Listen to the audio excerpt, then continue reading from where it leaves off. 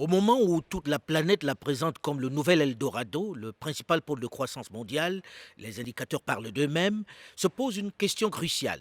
Est-ce que l'Afrique ne s'est pas surendettée? Peut-on encore financer son développement lorsque plus de 40% des recettes budgétaires sont consacrées au remboursement de la dette? Ce qui laisse peu de marge de manœuvre financière pour progresser vers les objectifs de développement durable fixés par les Nations Unies. Mais dans le même temps, quel autre moyen pour financer le développement de ces pays?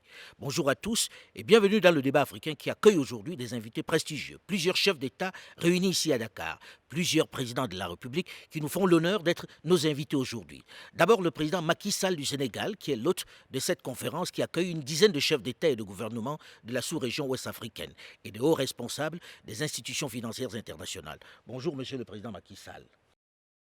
Second invité de ce plateau, Alassane Dramane Ouattara, le président de la République de Côte d'Ivoire. Bonjour, monsieur le président. Notre troisième invité est madame Kristalina Georgieva, la directrice générale du Fonds monétaire international, qui effectue à cette occasion sa première visite sur le continent africain depuis sa nomination. Bonjour, madame Kristalina Georgieva. Notre quatrième invité est monsieur Jean-Hervé Lorenzi, le président du Cercle des économistes français. Bonjour, monsieur Lorenzi. Bonjour. Alors voilà pour notre prestigieux plateau. J'ai envie de commencer tout de suite en me tournant vers la directrice générale du Fonds monétaire international qui arrive. En 2017, votre prédécesseur tirait la sonnette d'alarme en avertissant que certains pays africains étaient sérieusement en danger parce qu'ils étaient très très endettés. C'est vrai? Est-ce que ces pays que vous voyez, que vous découvrez, sont très endettés, plus endettés que les autres? Eh bien, nous aussi, nous avons de nombreux pays. D'ailleurs, pour être précis, il y en a 7 qui sont dans une situation de surendettement. Et nous avons 9 pays supplémentaires qui sont très endettés et qui sont proches de ce même seuil, celui du surendettement. Il convient de préciser que parmi ces pays, la majorité sont des États fragiles, c'est-à-dire que ce sont des pays qui sont freinés par des problèmes qui relèvent de la sécurité, du changement climatique. Et ce sont aussi des pays qui, dans cette même catégorie, sont des pays qui sont riches en matières premières et qui ont pâti de la chute des prix des matières premières. Il y a un nombre restreint de pays où le surendettement est une conséquence d'un manque de transparence et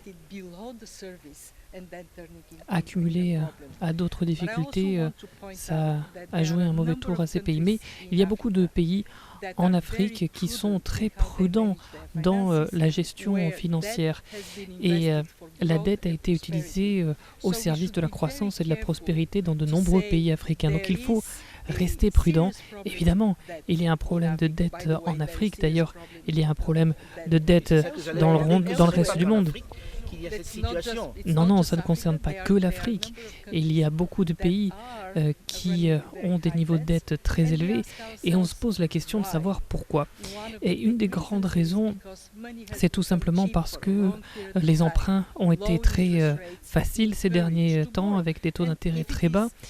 Et si on emprunte à des fins utiles pour financer le développement, eh bien finalement c'est une très bonne stratégie. Toutefois, si l'emprunt se fait pour financer des projets qui ne sont pas prudents, qui ne sont pas intelligents, alors ça peut être problématique. En même temps, quand on entend ça, c'est des choses que l'on sait. Est-ce qu'on n'a pas l'impression qu'on infantilise un peu ces dirigeants-là en leur disant « vous êtes trop endettés » ou bien c'est votre rôle de tirer la sonnette d'alarme? Écoutez, moi je pense que nous, en tout cas, au FMI, on s'attaque à la question de la dette de manière très holistique. On s'intéresse à la dette dès lors qu'elle n'est plus viable dans nos pays membres. D'ailleurs, je tiens à souligner que nous avons un point de vue très positif sur les pays africains qui sont les moteurs de la croissance pour le continent et pour le reste du monde. Nous avons 25 pays en Afrique qui font rougir de honte le reste du monde puisque les taux de croissance sont à 6, 7, 8%. Et d'ailleurs, sur ce panel, nous avons des chefs d'État de pays qui s'en sortent très bien. Quand on dit ça, on a deux leaders de cette croissance sur ce plateau.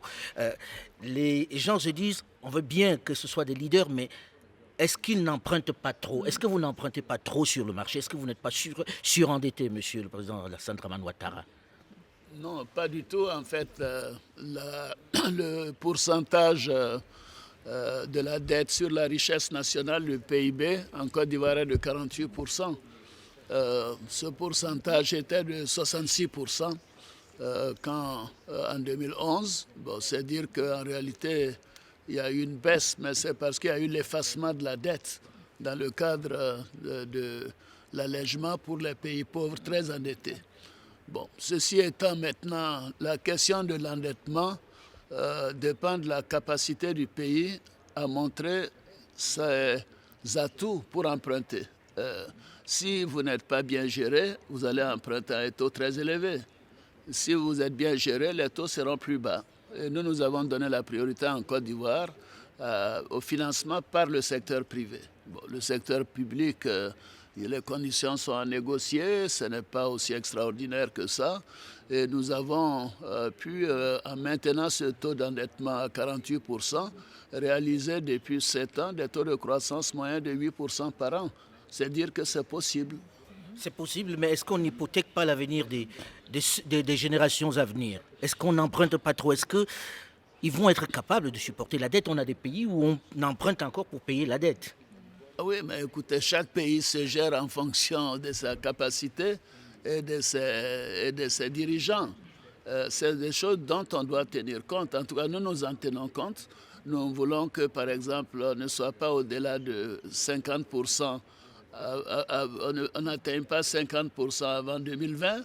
On ne soit pas à plus de 55% en 2025. Et on ne veut pas que le remboursement de la dette dépasse 17 à 18%, 20% des recettes fiscales.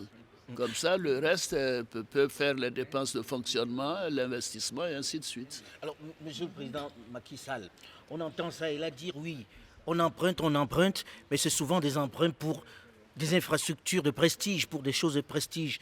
Que répondez-vous à cela? Est-ce que ces emprunts sont vraiment nécessaires? Est-ce que ces infrastructures sont vraiment nécessaires pour le développement? Est-ce qu'il n'y a pas un peu de prestige dans tout ça? Alors, je voudrais d'abord quand même remettre les choses un peu à l'endroit sur la perception que l'Afrique est surendettée. Ce n'est pas tout à fait exact. Et la directrice générale du fonds l'a bien spécifié, elle a donné des cas précis où on a un stress sur la dette, où on a un risque élevé de surendettement. Il y a des pays qui se comportent très bien, qui sont à risque modéré, et il y a des pays même qui sont à risque faible. Donc, on ne peut pas généraliser quand il s'agit de l'Afrique. Malheureusement, on a tendance souvent, parlant de l'Afrique, de généraliser les situations. Donc, l'Afrique n'est pas surendettée. C'est ma conviction. J'ai indiqué ce matin que l'endettement global du continent est autour de 45% en 2018, comparé à notre PIB, au moment où on est à plus de 255% au niveau global, au niveau mondial. Donc, vous voyez que toute proportion gardée, on peut considérer que de façon globale, l'endettement de l'Afrique est quand même dans une moyenne acceptable, une moyenne même qu'il faut consolider. Ce qui n'exclut pas des cas où certains pays sont vraiment en situation un peu difficile, parce que si on n'arrive pas à mobiliser suffisamment de recettes internes, suffisamment de fiscalité pour non seulement payer le service de la dette et les salaires, il va de soi que le développement n'est pas possible dans ces conditions.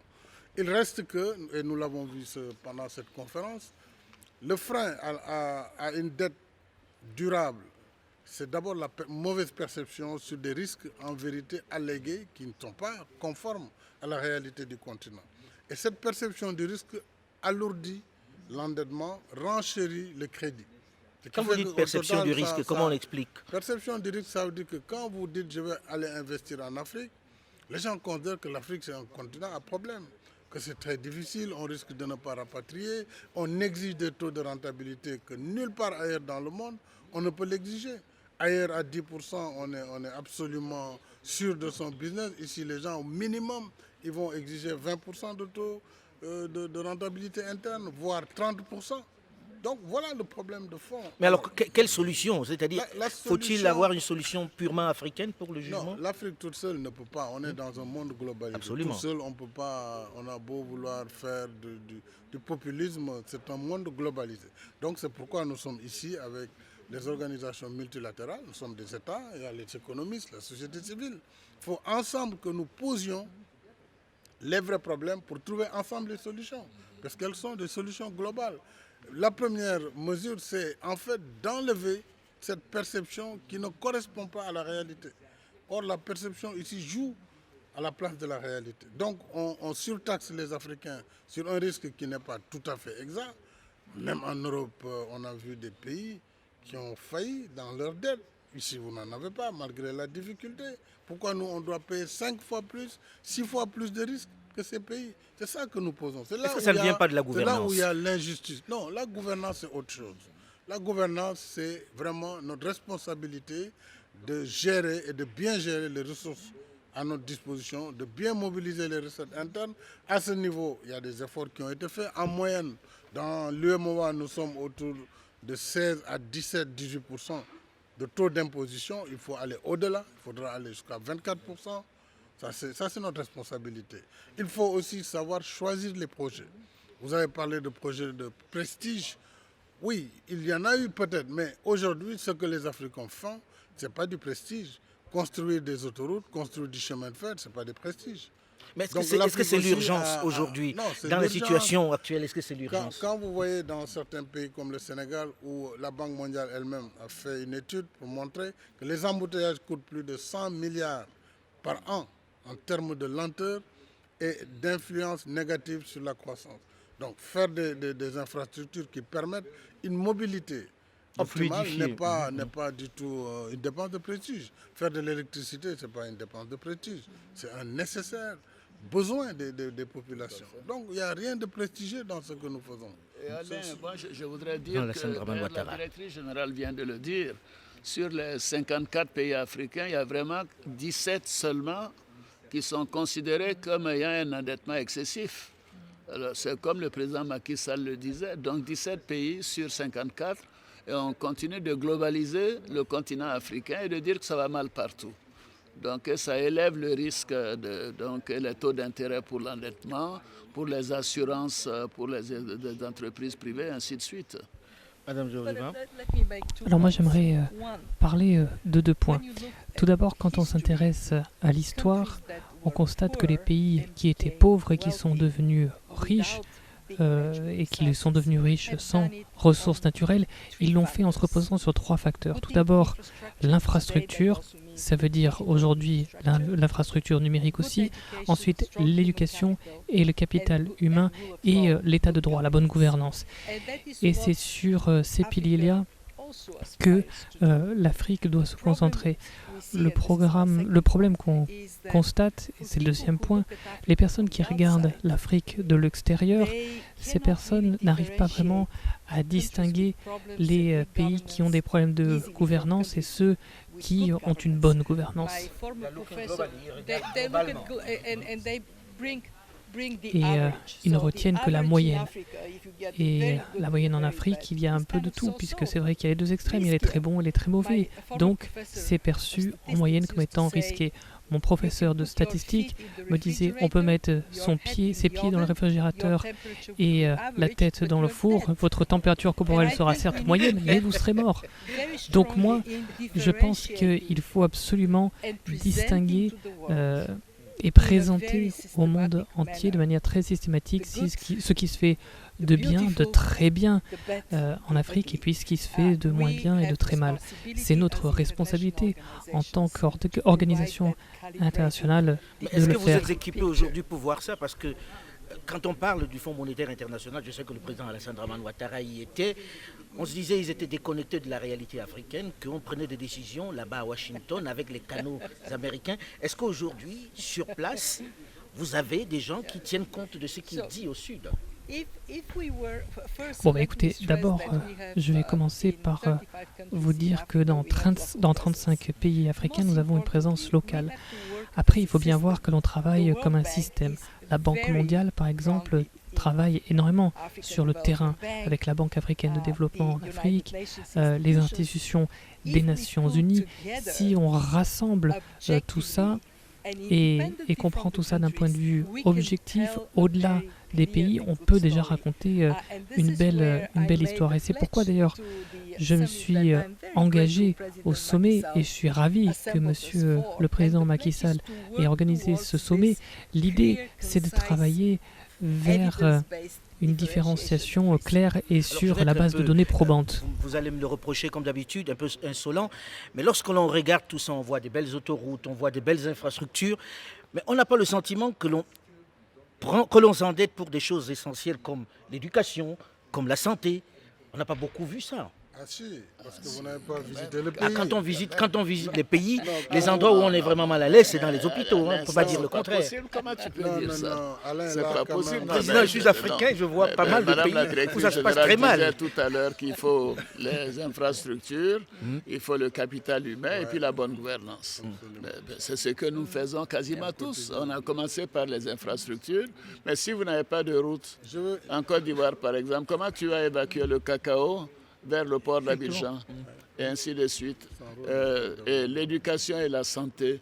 Mais nous avons quasiment en 8 ans, nous avons construit plus d'écoles qu'en un demi-siècle d'indépendance, qu'en 50 ans d'indépendance. En centre de santé, nous avons construit 8 universités par rapport aux 3 que nous avions il y a 8 ans. Pour les écoles secondaires, pour les écoles primaires, c'est pareil. Les centres de santé en 8 ans, nous en avons Lorsque construit. l'on regarde, Monsieur le Président, on s'est dit qu'il y a encore c'est un chantier très vaste. Venez en Côte d'Ivoire, je vais vous faire visiter tout ça. Hein. Vous verrez. Alain, et puis... Alain, je suis obligé de réagir. Je suis obligé de réagir parce que là, pour quelqu'un qui se considère comme un champion de l'inclusion, parce que nous avons des politiques sociales très fortes. Je prends le cas de l'éducation au Sénégal. D'abord, c'est le premier budget, comme dans la plupart des pays. Il fait 2,5 fois le budget de la défense au Sénégal. 2,5 fois. Nous avons par exemple pour les universités, nous avons trouvé 5 000 lits en capacité. Nous sommes en train de construire... Pour les hôpitaux, vous voulez dire? Non, les résidences les résidences universitaires, d'accord. Nous sommes, au moment où je vous parle, nous avons rajouté 8 000 lits. Nous avons trouvé 5 000 depuis l'indépendance. Et nous avons un programme d'ici 2 ans de 30 000 lits qui est en cours. Ça, c'est un exemple. Les bourses d'étudiants, nous sommes passés de 20 milliards à 66 milliards de francs CFA, de bourses annuelles. Donc, je peux parler comme ça sur l'agriculture, sur l'énergie. Alors, il ne faut pas voir la direction, la route entre l'aéroport et l'hôtel pour considérer qu'il y a une autoroute, donc c'est une dépense de prestige. Non, l'autoroute fait partie aussi des besoins vitaux. Même la création d'une nouvelle ville, Monsieur le Président, justement, ici à Diamniadio, est-ce que c'était nécessaire? Cette nouvelle ville a une vocation, c'est d'abord de faire respirer Dakar. Vous savez, Dakar est une péninsule. Nous ne pouvons pas avoir d'extension à Dakar. Dakar est en hauteur et ça étouffe. Et le coût du foncier est exorbitant. Aujourd'hui, on est jusqu'à 1,5 million de francs CFA le mètre carré.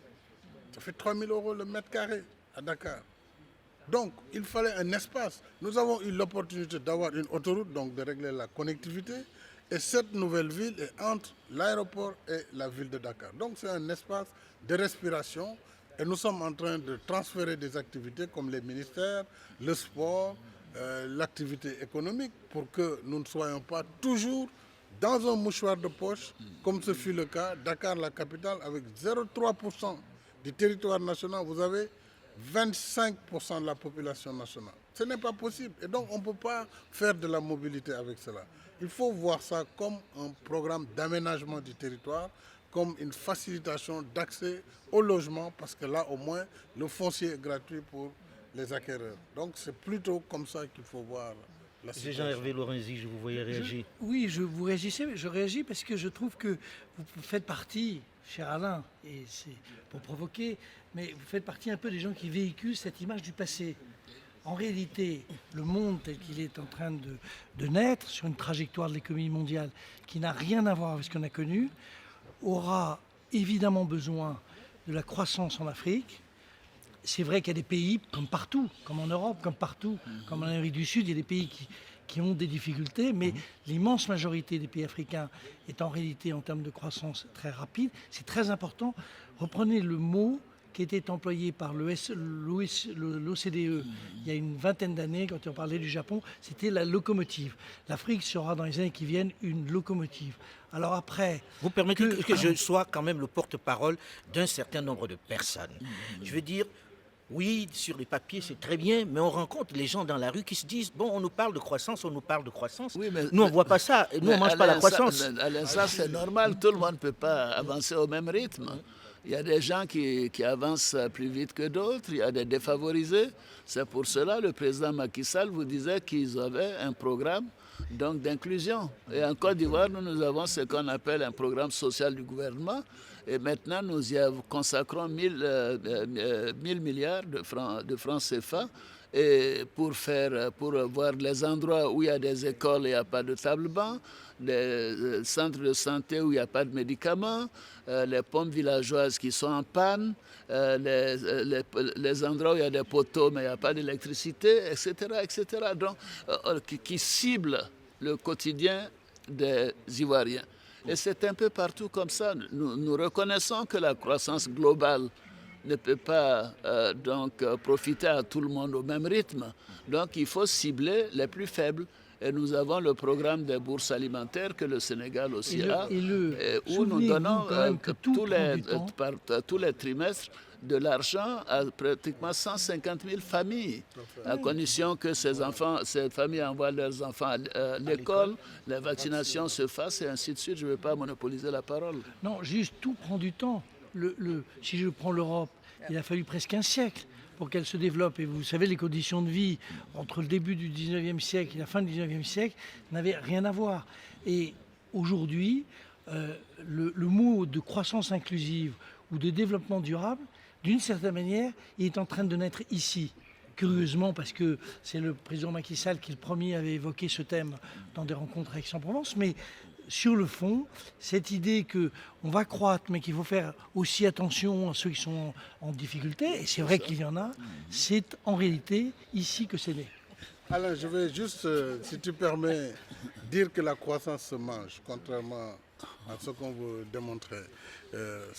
La croissance, c'est la production de richesses. Ces richesses produites, c'est des emplois qui produisent la richesse. Quand vous avez un accroissement des productions agricoles, c'est des emplois ruraux, des emplois agricoles qui permettent d'augmenter les rendements, qui permettent de donner cette croissance. Donc la croissance génère l'emploi et l'emploi génère les salaires. Ce sont les salaires qui servent à la consommation. Donc on ne peut pas dire comme ça, on ne voit rien, rien ne bouge. Non, ce n'est pas conforme à la vérité. Maintenant, comme a dit le président Ouattara, tout le monde n'est pas au même niveau, au même rythme, c'est vrai. Tout n'est pas parfait non plus dans le système public. Nous avons des défis dans nos hôpitaux, nous avons des défis dans l'éducation. Pourtant, ce sont les secteurs qui sont les plus dotés. Les plus dotés, c'est l'éducation, c'est la santé. Mais il y a des défis. Mais même dans les pays développés, il y a des défis dans ce secteur. Il faut que nous soyons tolérants. Il faut que nous sachions que ce n'est pas facile, mais nous devons arrêter de nous auto-flageller. Mais c'est que les attentes sont grandes. Pour dire que rien n'est fait, c'est vraiment... Les attentes sont importantes. Oui. Les gens viennent de très très loin, Madame Georgieva. Surtout quand vous reprochez à l'époque de ne pas tellement vouloir investir dans ces secteurs-là, d'être ceux qui se disaient, bon, ce secteur n'est pas bénéfique, on n'y gagne pas de l'argent, donc on ne va pas y mettre notre argent, on ne va pas financer. Manifestement, le message qui ressort pour toutes les personnes qui écoutent et qui nous regardent, c'est qu'il y a des pays en Afrique où il n'y a pas d'investissements qui sont faits, et ça, c'est malheureusement les pays concernés qui en pâtiront. Mais je rejoins ce que vous disiez tout à l'heure. En effet, le développement, ça prend du temps. C'est pas comme une tasse de café instantanée. Évidemment, il faut aussi prendre en compte le fait que le monde est en train de se développer et d'avancer très rapidement. Profiter de la vitesse actuelle parce que ça sera bien plus rapide à l'avenir et les pays vont devoir travailler plus vite, plus rapidement pour pouvoir permettre aux populations d'être prêtes pour ces métiers de l'avenir. Et nous, ce qu'on recommande d'ailleurs dans ce contexte-là, et ça va dans le sens de ce qu'on a entendu jusqu'à maintenant, Nous, ce qu'on recommande, c'est que les gouvernements se concentrent sur l'augmentation des recettes nationales et que ces efforts soient bien plus conséquents que ce que l'on a pu voir ces derniers temps. Il y a entre 3 et 5% de PIB qui sont sous-utilisés en termes de génération potentielle de recettes publiques. Le PIB de l'Afrique, c'est 1 700 milliards de dollars. Imaginez ce qu'on pourrait faire avec une augmentation de seulement 1%. En termes d'investissement dans le capital humain, les infrastructures, etc. Donc moi, mon message est le suivant. Il n'y a pas suffisamment de temps pour prendre le temps et rattraper le reste du monde dans la pression fiscale. Il faut avancer rapidement parce que le monde, lui, va très vite. Lorsque l'Europe était en train de se développer, on se déplaçait d'un endroit à un autre en Europe à cheval. Maintenant, on a des iPhones. Il faut ajouter que l'Europe a eu le plan Marshall.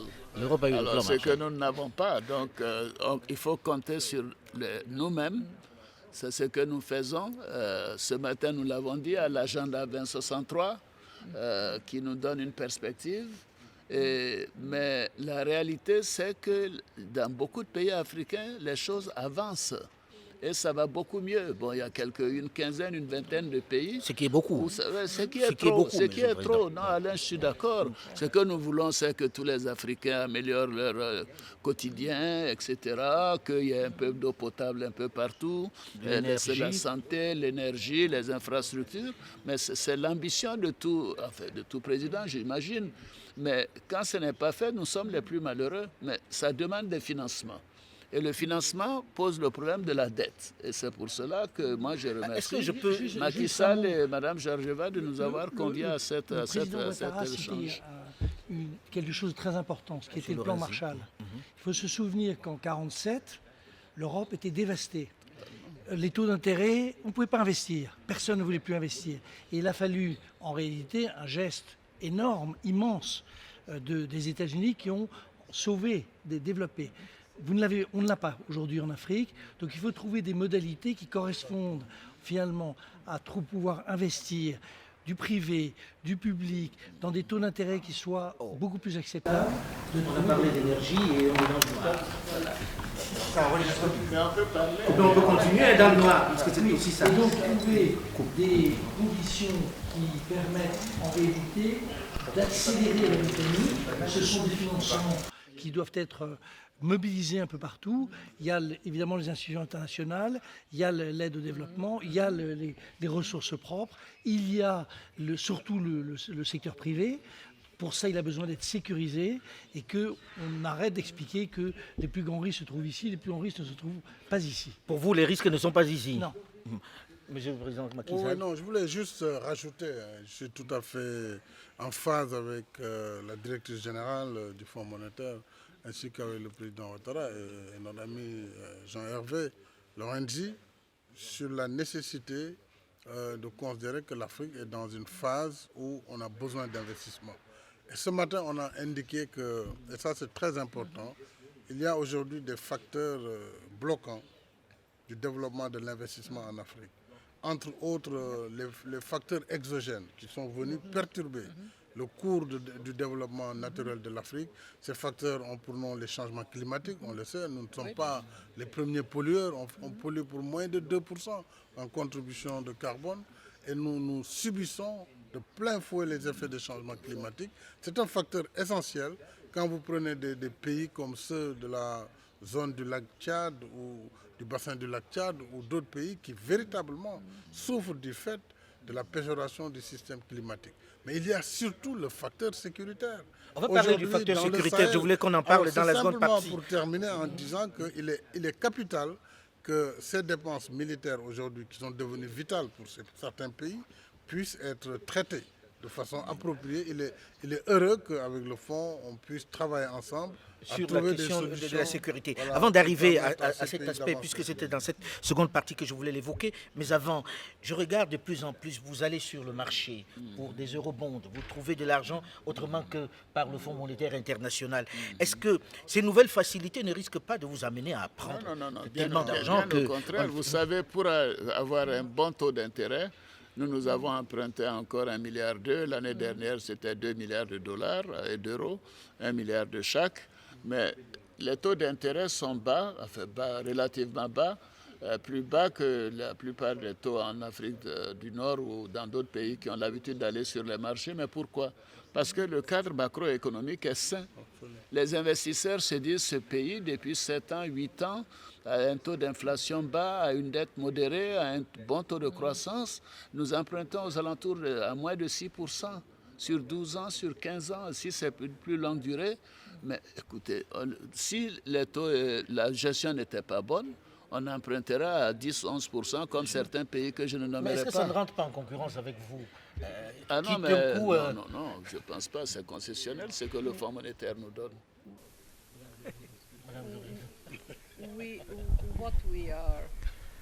Nous, ce que l'on offre systématiquement, c'est des fonds lorsque toutes les autres sources se sont asséchées. On est le bailleur de dernier recours.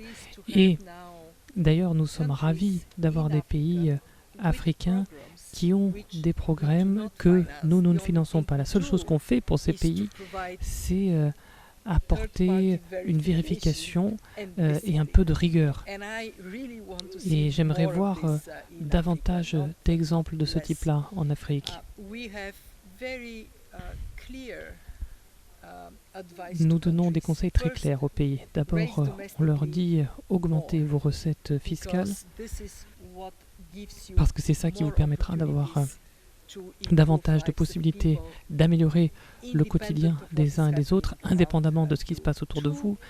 Deuxièmement, veillez à ce que les investissements soient le plus efficaces possible. À l'heure actuelle, les investissements génèrent seulement l'équivalent de 60% des actifs mesurables, c'est-à-dire que $1 investi donne lieu à une création d'actifs mesurables de 60 cents. Donc il faut améliorer la qualité de l'investissement et là on peut apporter notre appui. Il faut aussi améliorer la mise en œuvre. Et puis troisièmement, on est très clair sur le point suivant, la qualité de la gestion. Il faut que tout soit le plus transparent possible. Est-ce que c'est transparent aujourd'hui? Dans certains pays, il n'y a aucune plainte qui est portée. Madame, je vois ceux qui sont sur ce plateau, mais est-ce que globalement c'est transparent? Si, quand même. Non, je pense que vraiment, Alain, il faut savoir que, et vous le savez, il y a une surveillance multilatérale qui se fait au quotidien pour l'ensemble des pays, y compris pour les pays africains. Aujourd'hui, il est très difficile de camoufler dans la comptabilité des États des choses qui ne sont pas conformes à la réalité. Très difficile. Parce qu'en vérité, ils sont là parmi nous, ils sont dans nos ministères, ils sont partout. Sur Internet. Donc, on ne peut pas Ils sont partout. Alors l'autre grand problème auquel se trouve confrontée l'Afrique, c'est celui... Et lorsque on trouve ces plaintes non signalées, on le dit au monde Donc on entier. les met sur la plage publique. Ils ne peuvent plus prendre les avions. Alors l'autre aspect, c'est la question de la sécurité sur nos territoires aujourd'hui, notamment dans le Sahel. L'Afrique est confrontée à l'insécurité. Doit-on s'endetter à nouveau, un peu plus gravement, pour financer cette guerre contre les djihadistes qui attaquent les États? Est-ce que, par exemple, le Fonds monétaire va accompagner cela, va dire, bon voilà, on ne va pas mettre ça dans les comptes habituels? Nous sommes de l'avis que lorsqu'il y a des chocs exogènes, comme les chocs climatiques par exemple, ou alors lorsqu'il y a un problème sécuritaire qui vient d'un pays extérieur, alors il faut que les pays qui souffrent puissent être aidés par la communauté internationale. D'ailleurs, nous voulons qu'il y ait une plus grande aide et davantage de financement pour aider les pays pour qu'ils puissent renforcer leur capacité pour mieux protéger leur population. Et dans le droit fil de cela, nous, ce que l'on souhaiterait voir, c'est davantage d'attention sur les aspects liés au budget de la sécurité. La Banque mondiale est à l'heure actuelle en train de faire un examen des dépenses publiques sécuritaires et on va utiliser ces informations pour pouvoir évoluer et évaluer surtout la trajectoire des pays. Les pays qui ont beaucoup de pression sécuritaire pourraient avoir des déficits plus conséquents. 3%, ça ne marchera pas pour tout le monde. Il y a certains pays qui ont des problèmes sécuritaires, comme le Niger par exemple. Si on va au-delà des 3% de déficit, on considérera que c'est les circonstances qui l'exigent. Mais je vais être très clair pour les personnes qui nous écoutent et qui nous regardent. La sécurité, c'est pour tout le monde. Et les difficultés se déplacent d'un pays à un autre. Si le monde ne vit pas au chevet du Sahel, alors les problèmes du Sahel ne seront pas contenus dans cette région-là. Donc il faut investir dans le développement pour améliorer la sécurité, pour qu'il y ait des retombées positives pour tout le monde. Une plus grande solidarité des autres régions, savoir que c'est une guerre globale, qu'elle ne concerne pas que le Sahel. Alors, tout le monde m'a dit, quand j'arrivais ici, poser quand même la question au président Alassane Dramane Ouattara et au président Macky Sall de savoir, aujourd'hui, très concrètement, une grande partie des dettes est en devise. Oui. En devise, et chacun sait qu'il y a une bataille du CFA qui est engagée, que peut-être bientôt on va sortir du CFA. S'il y avait une dévaluation aujourd'hui, comment on fait?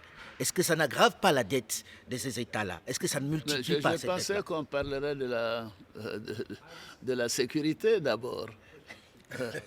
On pourra parler de la sécurité. On peut parler de la dette également. Non, pour revenir à la question de la sécurité, d'ailleurs, le président Macky Sall préside donc la plateforme de l'UEMOA chargée de définir notre stratégie pour la lutte contre le terrorisme.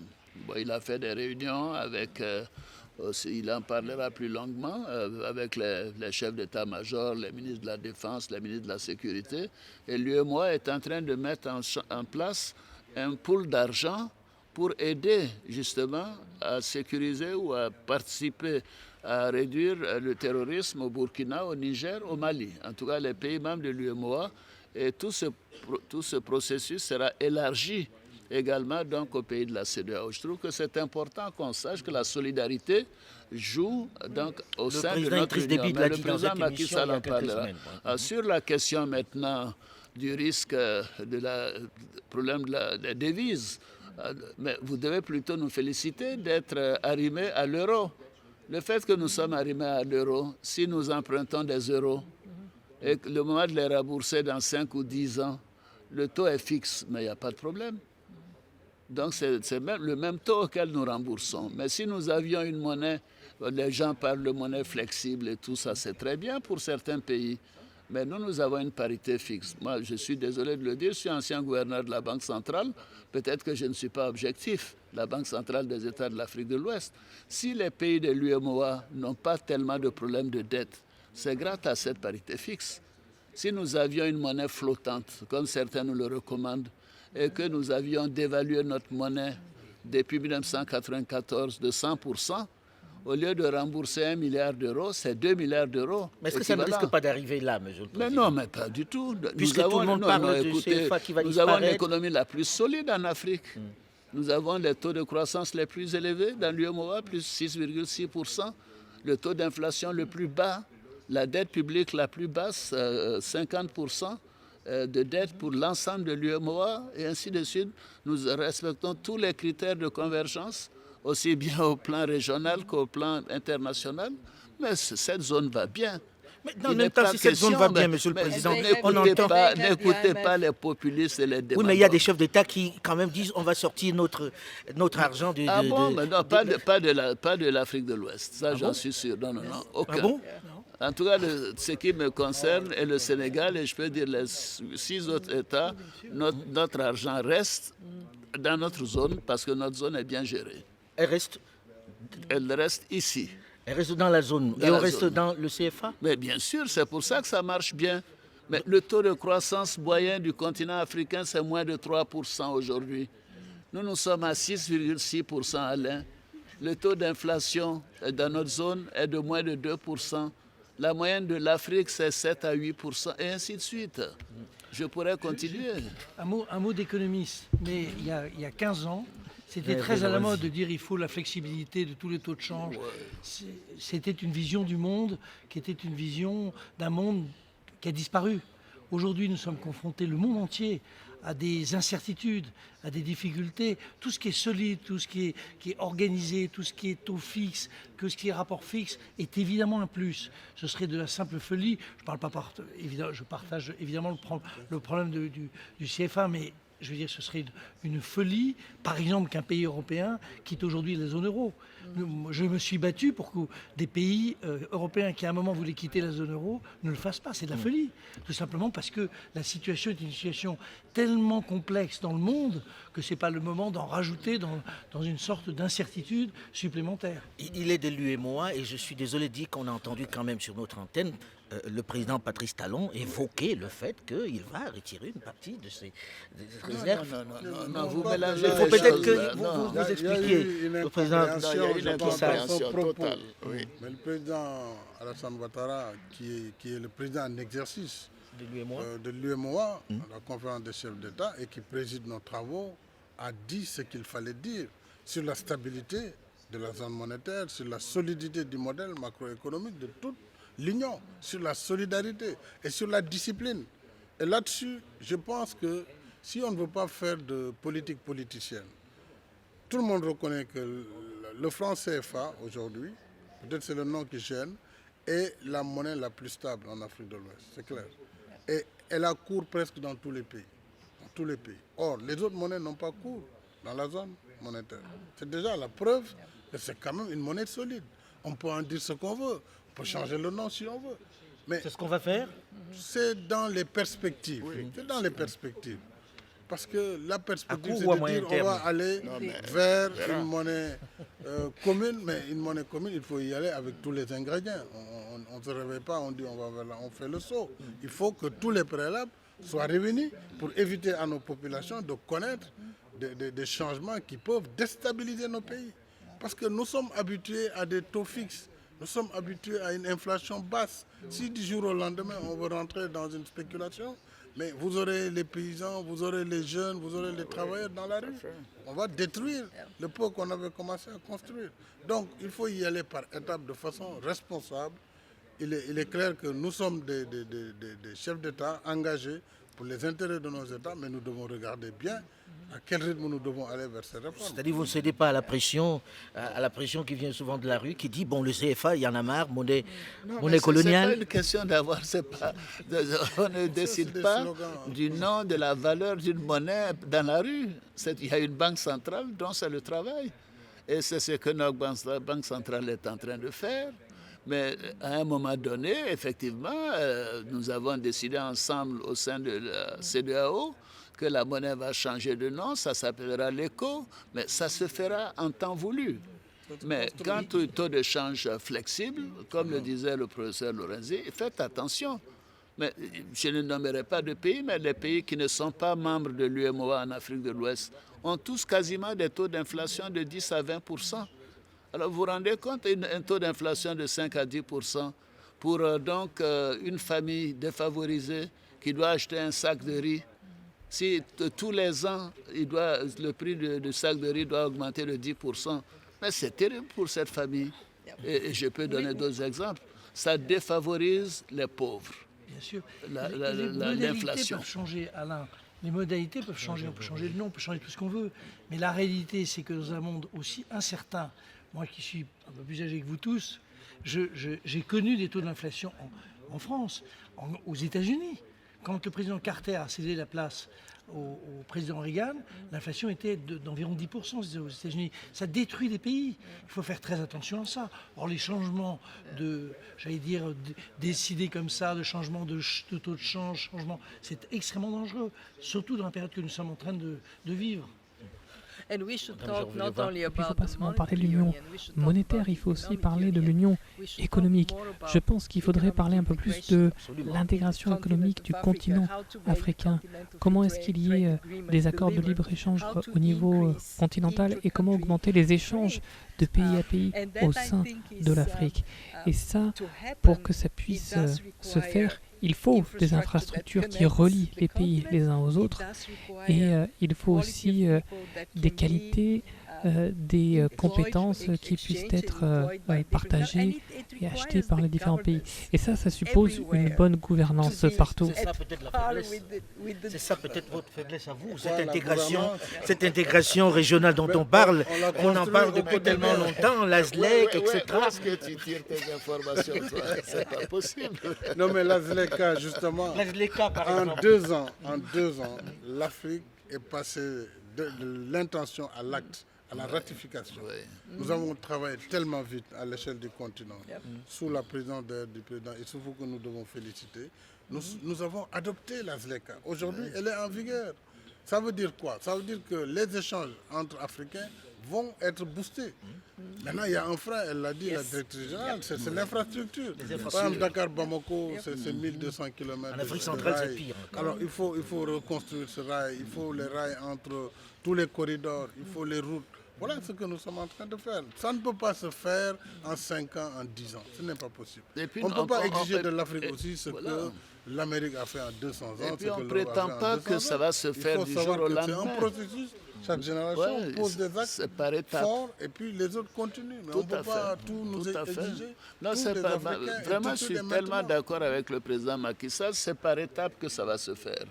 Regardez au niveau de la CEDEAO, il y a tout de même une bonne intégration. Et nous, le taux de commerce entre les pays africains est moins de 10%. Mais vous savez, la Côte d'Ivoire, pour le commerce intra-ouest africain, nous sommes à 30%. Alors, donc, ça veut dire que ça évolue. Bon, vous me direz qu'il y a le problème de la fermeture de la frontière du Nigeria avec le Bénin et le Niger. Bon, ce sont des accidents qui arrivent dans l'évolution de toute relation. Est-ce qu'il va y avoir une solution pour ça, Monsieur le Président? Parce que quand vous parlez de ZLECA et qu'on voit le Niger, le Nigeria et le Bénin... Je peux comprendre que les gens puissent être sceptiques parce qu'il y a des écueils de ce genre, mais regardez zone par zone. La CEDEAO, quand même, globalement, marche bien, même s'il y a des entraves dues aux douaniers, dues aux obstacles entre les frontières ou même à l'intérieur des pays. Mais ce qui importe, c'est la volonté d'y aller. Et nous avançons. Alors, nous avançons pour que la ZLECA puisse être opérationnelle. Ça ne se fera pas dans 2 ou 3 ans, ça prendra du temps, mais ça va venir. Et c'est important de le faire. La dernière chose que j'ai envie de dire, puisqu'il faut que j'ai épuisé les sujets qui m'avaient été proposés par les internautes, par ceux que j'ai sur les réseaux sociaux qui disent « Oui, mais dans le même temps, on dit gouvernance, mais on voit les présidents, ils ne sont pas tellement dans la gouvernance. Il y en a qui veulent augmenter le mandat, qui veulent faire sauter les constitutions. Peut-être que vous allez être encore candidat, président. Madame Georgieva, elle vient juste d'être élue. Et vous? Moi, je ferai connaître ma décision dans 2020, je l'ai toujours dit. Oui, j'ai la possibilité, vous me voyez, je suis en pleine forme, la Constitution m'autorise à le faire, donc c'est une décision personnelle. Et j'ai eu l'occasion mais de le dire. Les partenaires ont envie de savoir si Alassane Dramane Ouattara sera encore là prochainement ou pas. C'est important. Mais ce n'est pas une question de personne, c'est une question d'équipe. J'ai une très bonne équipe, le pays marche bien, les taux de croissance sont forts, il y a la paix, il y a la sécurité, mais je crois fortement qu'il faut passer la main à une génération plus jeune. Je travaille à cela. Si je sens que je suis prêt l'année prochaine, je le ferai. Si vous n'êtes pas prêt? Macky Sall a pratiquement 25 ans de moins que moi. Mais donc, vous voyez, vous allez faire un troisième mandat? Non, c'est vous dire pourquoi je pense sérieusement à passer la main à une autre génération. Je trouve ça normal. Ça fait 50 ans que je travaille. Qu'est-ce que je gagnerais à travailler encore plus longtemps? Sauf si les circonstances exceptionnelles m'obligeaient à le faire.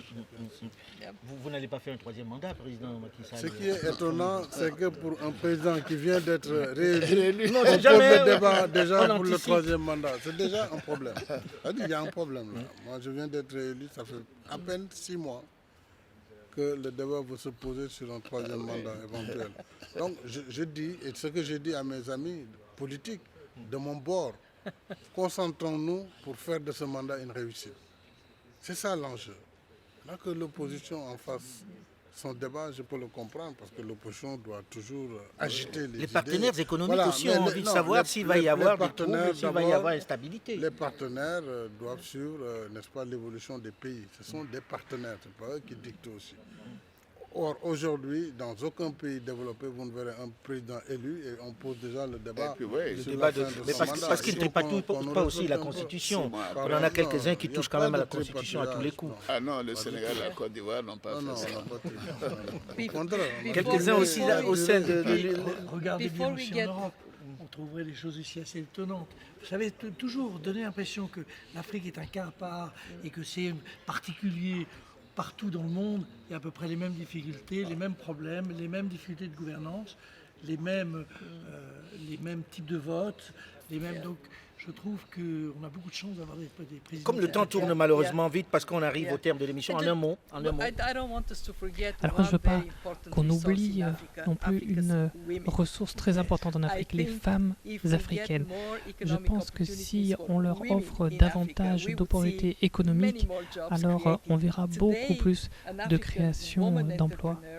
Une femme entrepreneur en Afrique est en moyenne meilleure qu'un homme entrepreneur africain, mais les hommes ont 6 fois plus accès au financement que les femmes.